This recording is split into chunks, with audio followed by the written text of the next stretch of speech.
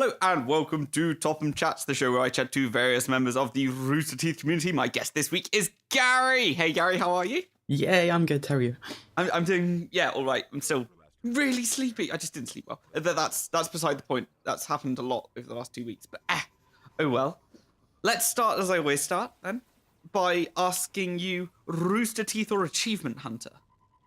Do you know, increasingly Rooster Teeth, which is kind of weird because I actually just unsubscribed from the Let's Play channel in the last couple of days.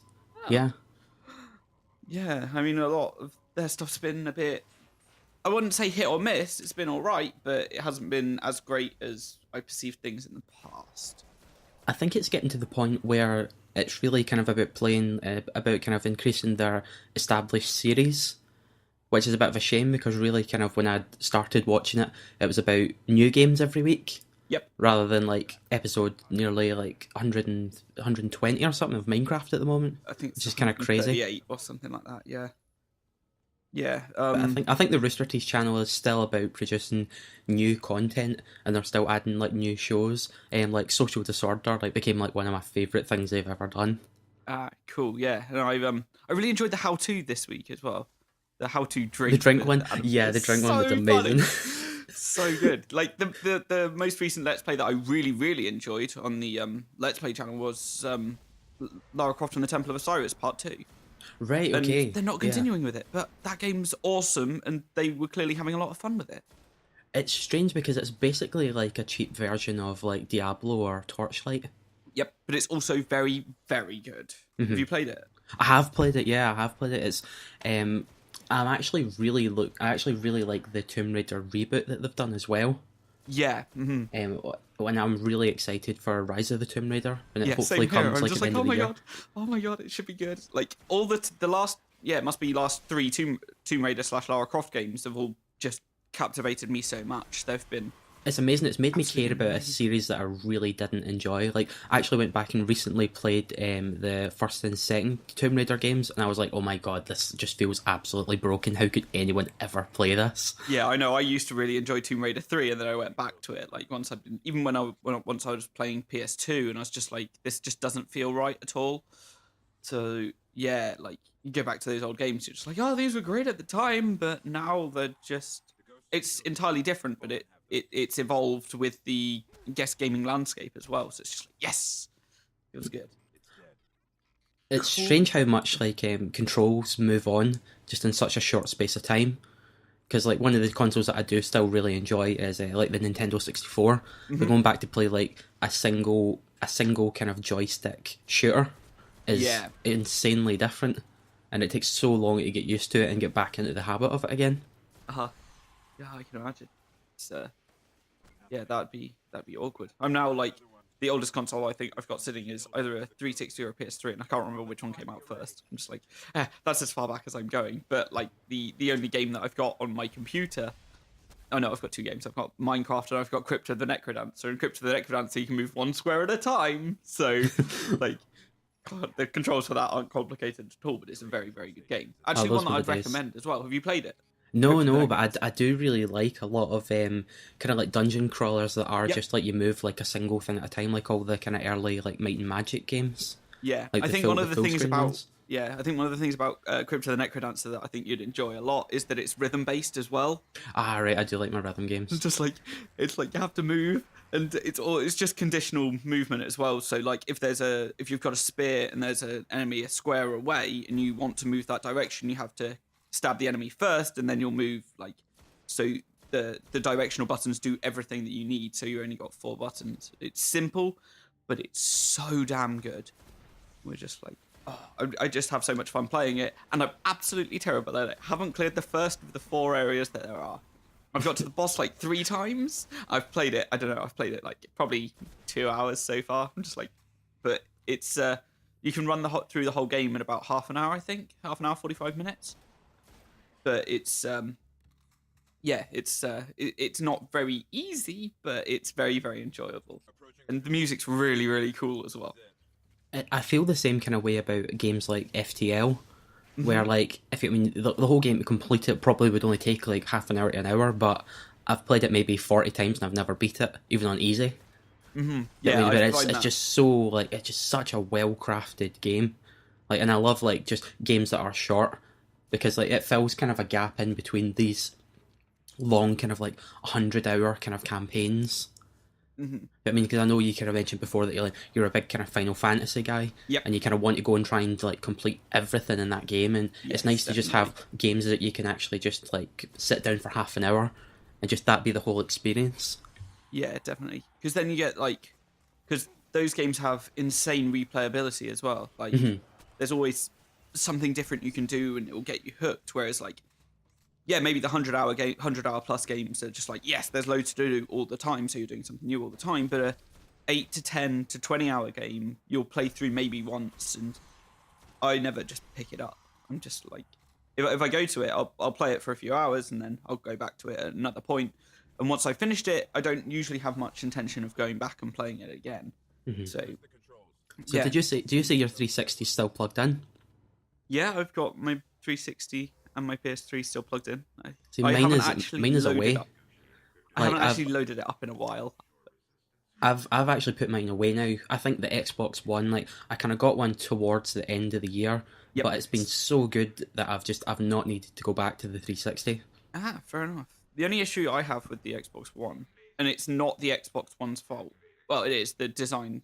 The like, the OS on it is really difficult to navigate. I find. Yeah, And the games that I want to play, namely Master Chief Collection with other people, I can't play online easily. And if I am trying to play like a campaign through Master Chief Collection with someone, if I want to play with 2 people or more, or if I want to play with 2 or 3 people, obviously you can't have more than that. Then it becomes very, very laggy, very, very quickly, and it's just basically unusable. did you Then get if that you're trying, message last night about the free month? no, I No. did not. Well, I got Master Chief Collection day one. I did not. Like it came with my Oh, I console. might have actually. I actually got rid of it because I'm really not a big Halo fan. Yeah. But like I got a little message from Xbox Live last night to kind of say, "Oh, you've been given a free month of Xbox Live, for all the problems with the Halo Master Chief Collection." Fair enough. I should definitely check because I rarely load up my my Xbox One. I far more load up my PS4 and just be like, I'll just sit on Destiny for hours and hours and hours, which is just the worst. What other PS4 games are you? Because like I've been thinking about the potential of getting one, but the only things I've seen that look really interesting so far that are the exclusives are Infamous Second Son and the remastered Last of Us because I never played it originally. It's the Last of Us is excellent. I forgot that. But I haven't played Infamous Second Son. I might do. I'm not sure. But Bloodborne's coming out, and that's by the guy that created Dark Souls. So Right. you might understand why I want to play that. Yeah. So yeah, like that's the one exclusive that I'm really looking for. Actually, that is the reason that I swayed towards PS4 initially before getting Xbox One. I just managed to swing it that I get both eventually. But that's fine. It's interesting that it's a game that wouldn't necessarily be like a system seller for most people, but it was for you.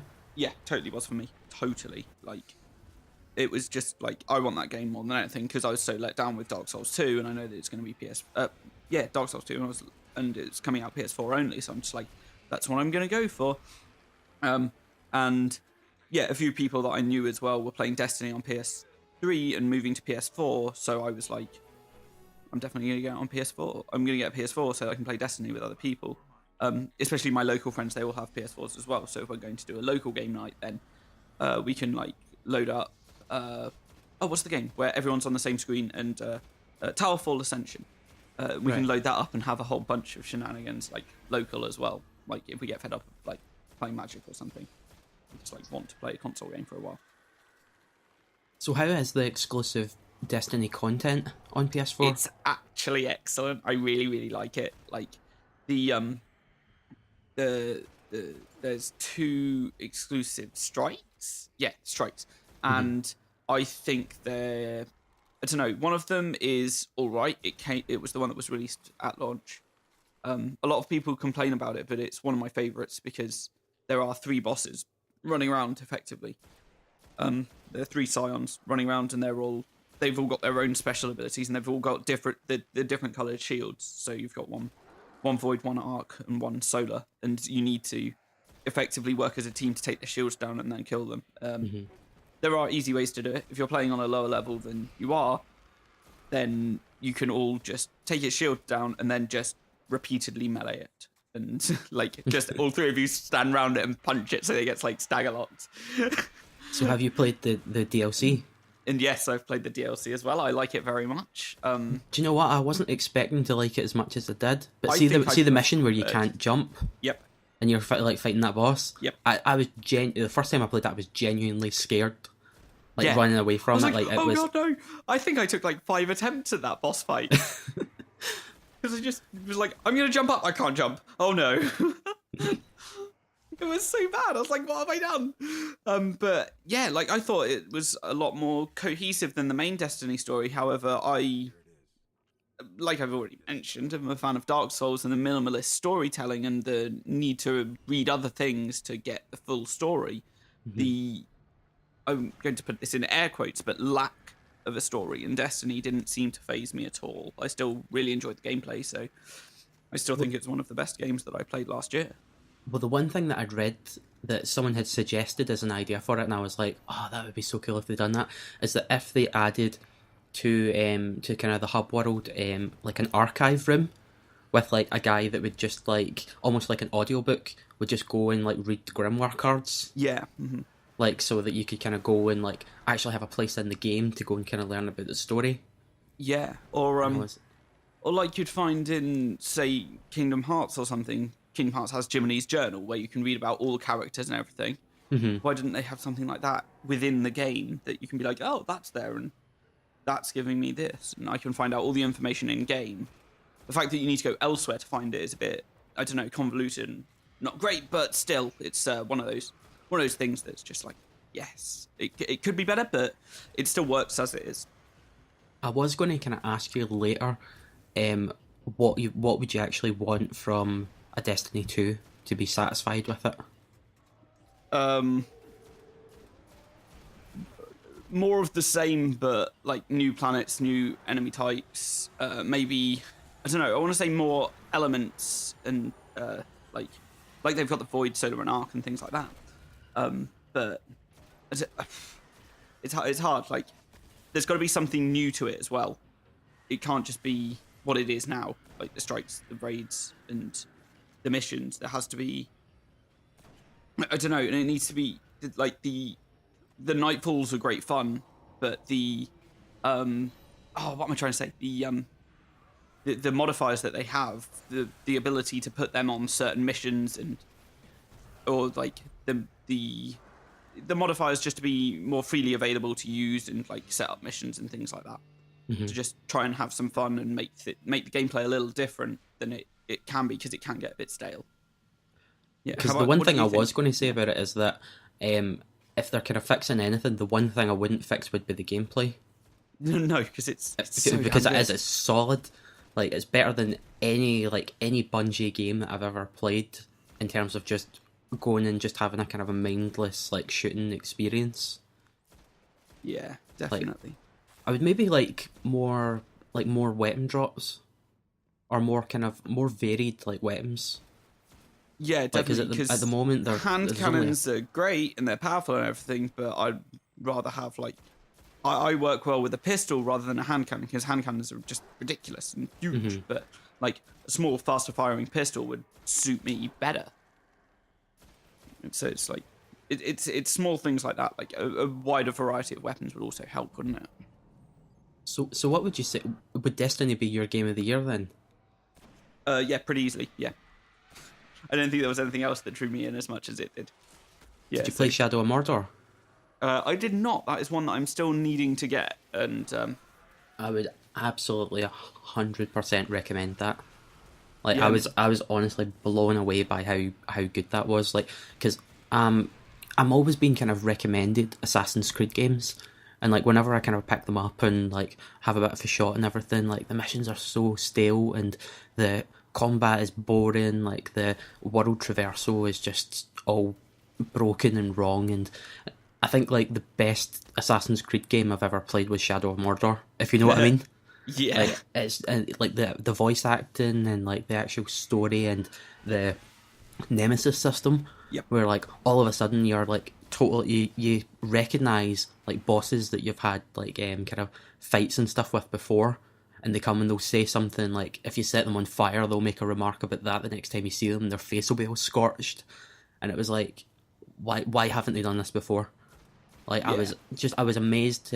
I'm kind of constantly amazed to encounter new things in a game that I haven't seen before, just from like 20 kind of years of gaming. Like to still be able to be surprised, I think is like is just fantastic.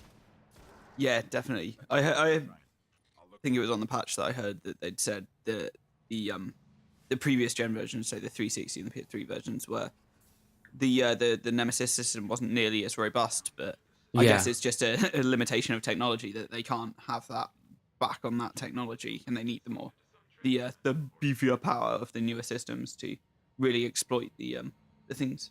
to be honest, I'm quite surprised the fact that they still are making like a 360 version of all those things. But I guess the kind of the install base is so much, and like whether it's a cut down version or not. Because I think one of the Forza games was quite cut down on 360 as well. But I think the market's still there.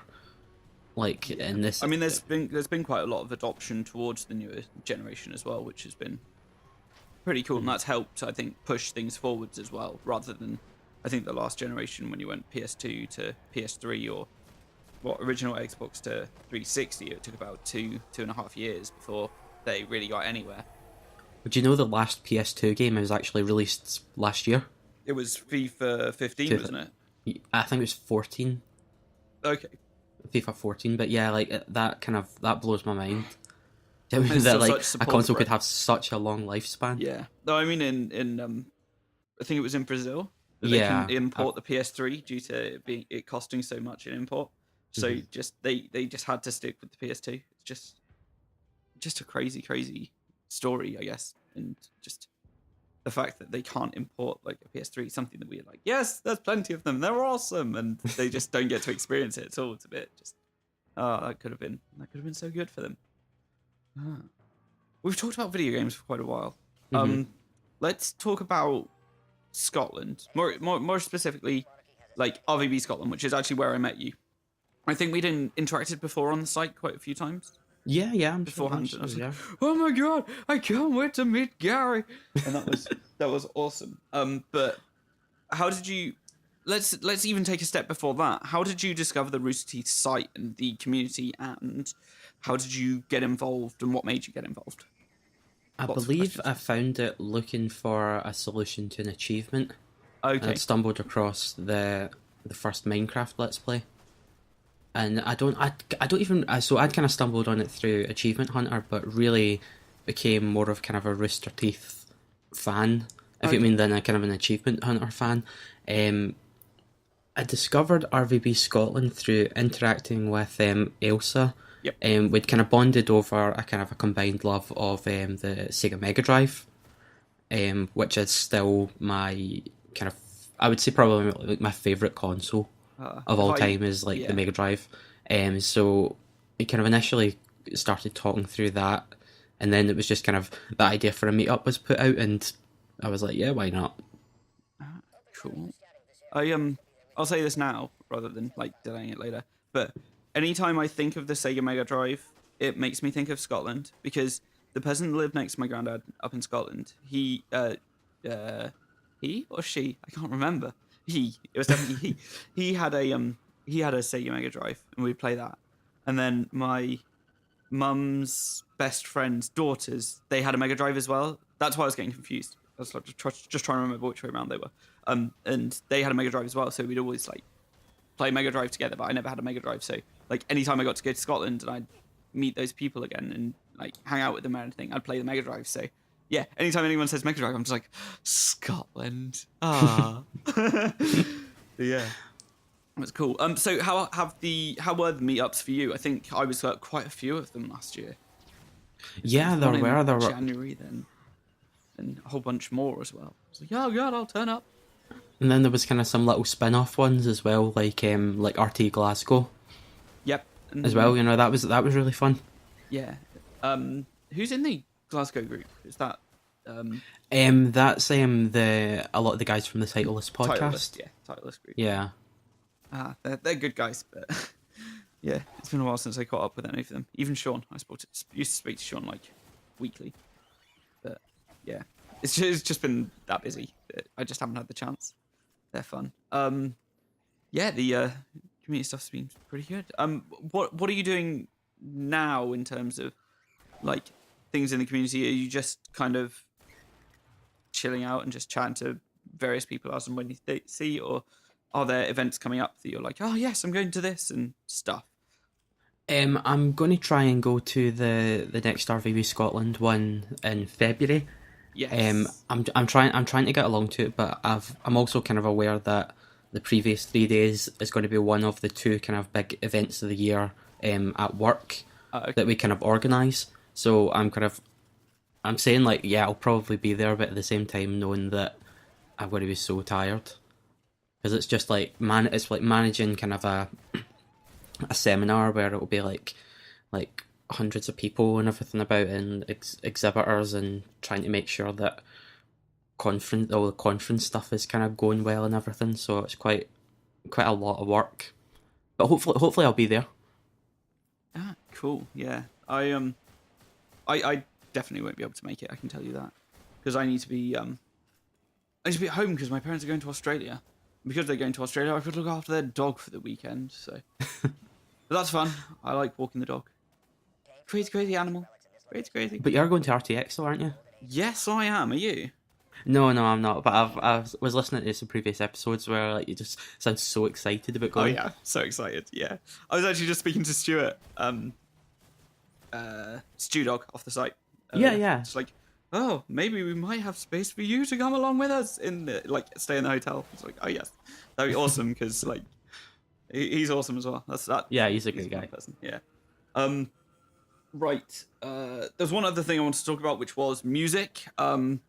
How's your music been going recently, or is it taking a back seat for a while? It has absolutely taken just the longest backseat that I think it's ever been, but that's great. Like I think kind of 2014 was really kind of the year where everything kind of started just going really well for me. Yeah. So being able to get the job that I've got now, which I just love, and I'm like so passionate about it. But I get to be so creative during the day that I don't really feel like I kind of have a need to be coming home and trying to kind of express that in like another way. Like I'm kind of constantly writing kind of like political kind of briefings, and like designing like marketing materials, and just constantly coming up with all these different ideas for seminars and things. And so because I kind of got all that kind of creativity kind of out during the day, I haven't really felt the need to come back and like sit and be like, right, okay, I need to really write a song or something. And I think unless I'm kind of in a band at that moment, I don't really pick up instruments. Like it's very much driven by, oh, I need to write something for this, or like that kind of needs to be done there. But I don't really kind of just pick up a guitar or something and just start playing. Like that's very, very unusual for me. Okay, fair enough. So what about yourself? Oh, I've been playing guitar like crazy, trying to write anything, and it's just I've come up with like 3 or 4 good things that will evolve into songs over time, but it's just having the time to sit down and let those ideas grow and see where I can take them. That's taking the time, because I hit a wall. I'm just like, oh, I've got this idea, and then like I'll probably figure out in like a week or two that it'll fit perfectly in another song I've been writing. It's like, okay, that's the missing bit from that. But it takes me a while to recognize where things are coming. But at the moment, it is just a case of I'll play games for it. I'll pick up my guitar, I'll play for an hour or so, and then back to games if nothing inspires me during that hour of playing. So it's difficult because I'm not getting as much inspiration as I want, and I'm only really able to pick up my guitar at the weekends. So it's just like bit disappointing. At the same time, though, you've got kind of like as much time as you really need and want to spend writing like an album. If you mean it took me like particularly like the the chiptune kind of music and stuff. Yeah.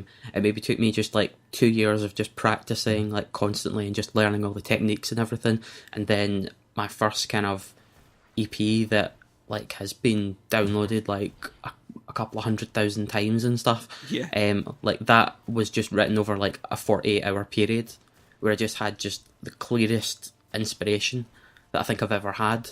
Okay, cool. If it means so, it's like it's cool like being able to actually spend a lot of time, because like I think kind of what you don't realize is that every kind of song that doesn't work or like doesn't get finished, it's like that is you kind of still practicing like your songwriting chops. Yeah.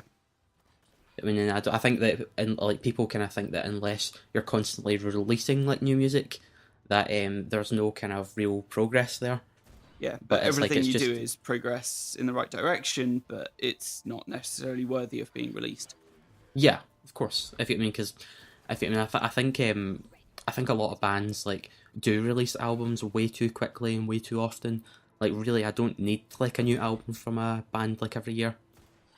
Yeah, definitely. There's a few albums that I've heard that are just like there's a few there's either a few too many tracks on there, or there's not enough decent tracks on there. It's just like maybe they could have spent a bit more time in the studio, or delayed like half a year and just made it as excellent as they hoped it would be. Yeah, well, one of my favorite bands, the Weakerthans, only release an album about every 5 years, but every single album they've ever released has been just top to bottom quality. Like, they're one of the few bands that like release newer albums and don't kind of like rely on old songs to kind of to tour and to do all those kind of things. It's like every single time they bring out a new album, I'm blown away by it. Ah, cool. Yeah, I think there's very few bands that I think that about.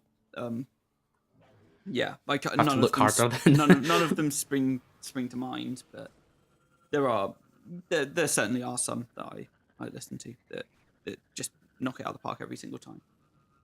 So I guess we're very near the end, but I would like you to ask me anything. Uh-huh. So, what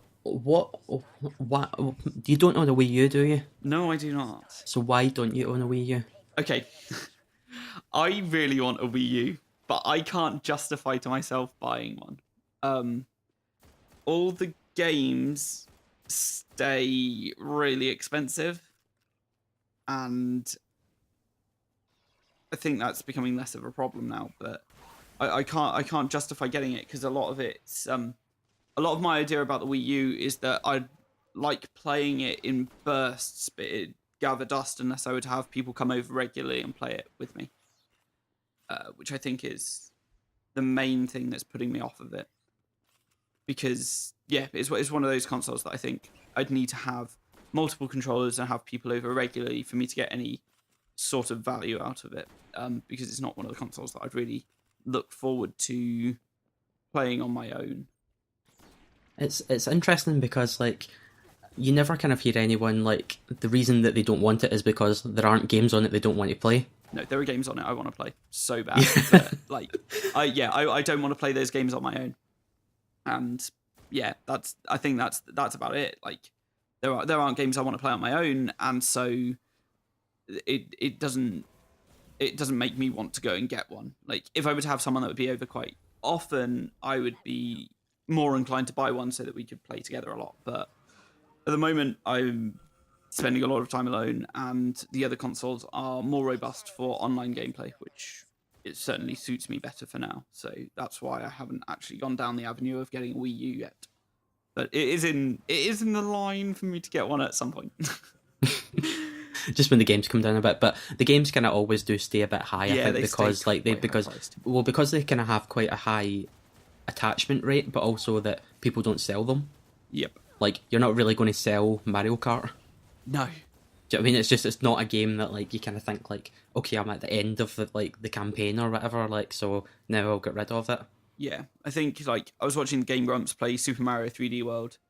I think it was That's 3D World. so much fun. It looks so good and so much fun, and I'm just like, oh, that'd be wonderful. But I wouldn't play it on my own, like at all. I wouldn't. That's the reason I wouldn't get it, because like I said, I wouldn't play it on my own, and therefore I'm just wasting money on something I don't really want. I don't want to spend time doing unless I've got other people around, which is, yeah, one of those things. But Well, thank you for answering. No problem. Like I try my best to answer everything. Anyway, Gary, thank you very much for being my guest. Oh, no problem. Thanks for having me. No problem. And with that, thank you everyone for listening. Goodbye.